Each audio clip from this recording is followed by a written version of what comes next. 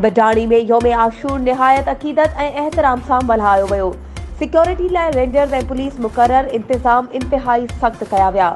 बडाणी शहर मां 3 मातमी जुलूस बरामद थिया, जंहिंमें ॻोठ मोहम्मद नवाज़ बडाणी, अल हुसैनी इमाम बारगाह, मरकज़ी इमाम बारगाह ऐं दरगाह मीरान शाह अब्दाल मां मातमी जुलूस बरामद कया विया, जंहिंखे पंहिंजी रूट सां भुट्टा राइस मिल वटि गॾु थी मुख़्तलिफ़ चौकनि खां थींदो पंहिंजी मंज़िल ते पहुतो।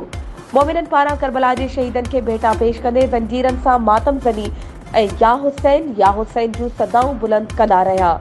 उन मौक़े ते SSP कश्मीर ज़ीशान शफ़ीक सिद्दीकी जो चवणु हो त ज़िले में जुलूसनि जी सिक्योरिटी लाइ 2500 पुलिस अहलकार ऐं रेंजर्स जा जवान मुक़रर कया विया।